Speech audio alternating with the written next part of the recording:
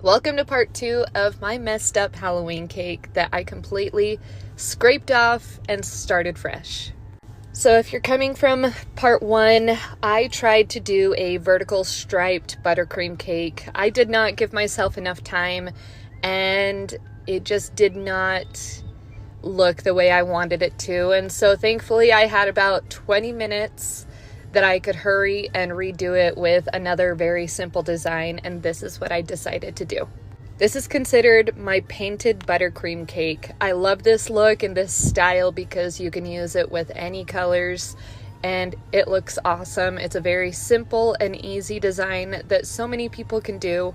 So I promise you that you will see a vertical striped cake here very soon. I've been working on it, but it did not happen for Halloween this year. Maybe next year we'll get it down. This was the final result. Thanks for watching.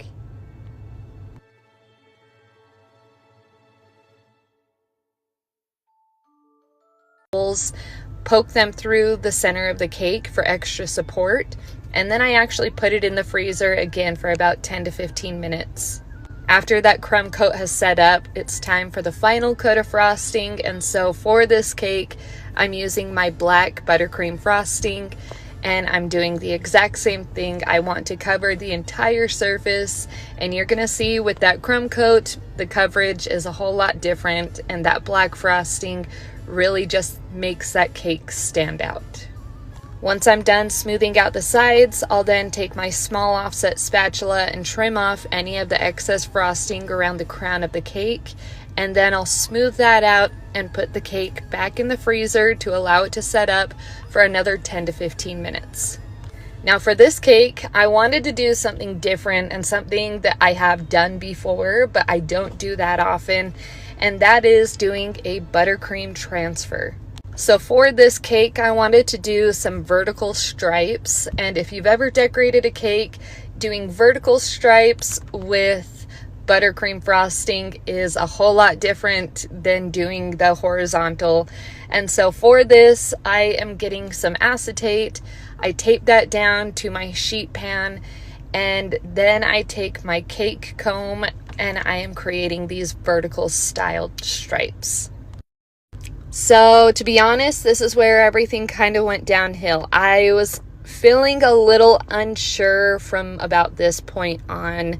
I thought that because I know how to do vertical stripes really well, I understand the concept, that doing these vertical stripes would be kind of a walk in the park. Well, I was very wrong.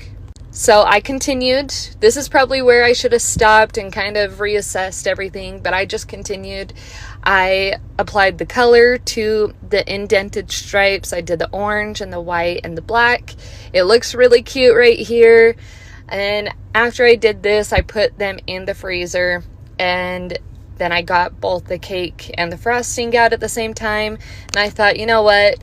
Maybe this can be a vintage style look and have kind of the black bleeding in with the orange and the white. Yeah, no, we're good. So, sorry to let you guys down, but yes, you are going to see what it looks like when it's peeled off. But after all of this work, I peeled it all off and started fresh. And so I'm going to show you part 2 here in just a minute. Hey you guys, today I'm talking all about cake decorating basics. These are things and tips that I use every single day when I am decorating a cake, and they are things that help me tremendously, and I think that they can help you as well. So if you're looking at decorating a cake and you are a beginner or you are a professional and you just need some refreshing tips, these are things that I do recommend. So to start the process, I always freeze my cakes.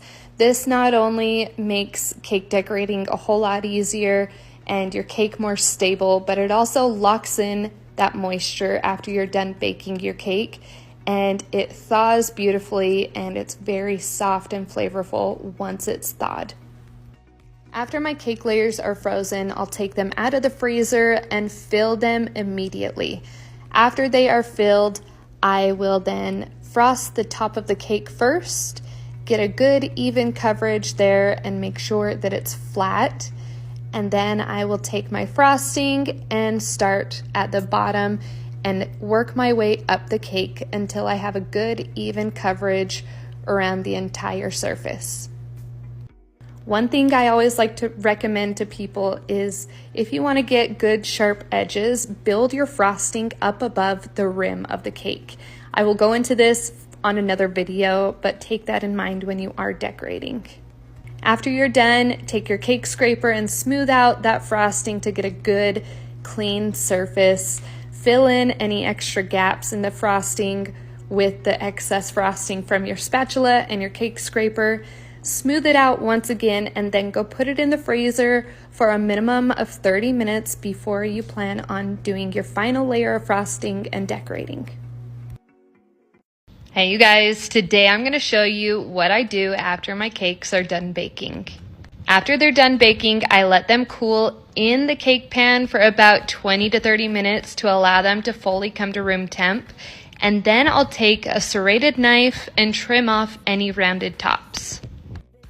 And yes, I do bake them rounded on purpose. I like to personally taste test the cakes, and my kids love the cake tops, so it's a win-win. Once I'm done doing that, I'll take a cake board, place it on top of the cake in the cake pan, flip that over, remove the pan, and my cake is flat on the board. Once I'm done, I'll take a wire cutter, go through each cake to create 2 1-inch cake layers, place a piece of parchment in the middle, that way they don't stick together, and then I'll put my cakes in the freezer just like this for 3 to 5 hours or until I'm ready to decorate. If they're going to be in the freezer longer than 24 hours, wrap them in saran wrap.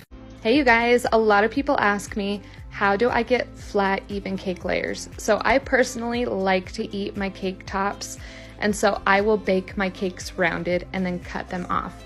So all I do is I will wait until my cake is cool to the touch, and I will get a long serrated knife and level that on my cake pan, cut that rounded top off, and set those aside.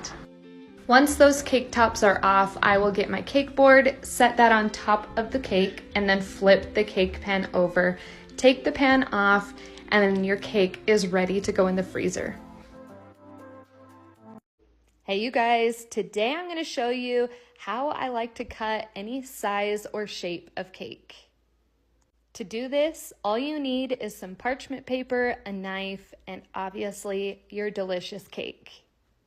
For reference, this is considered my 6-inch regular cake. It is a 6-inch in diameter and I have 4 1-inch cake layers. So what I've done is I started at one side of my cake and I cut 5 1-inch cake slices, and now I'm going to just cut these in half. That way I get 10 really good slices of this delicious chocolate cake. So now you're probably looking at this thinking, that's a lot of cake. What does she do with it? So I'm going to tell you. So I like to eat it, obviously. I'm going to save some for me and my family. But when I have any extras, I will get those slices and wrap that up with cling wrap. And what you can do is you can put it in the fridge or the freezer until you're ready to eat it. This is perfect for a party, or you can also save it and share it with any friends whenever you want to. These can stay fresh in the freezer if wrapped correctly for up to a few weeks, and they stay absolutely delicious. You just need to let them thaw for about 45 minutes. So now that you know my favorite method, I want to know, how do you like to cut your cake?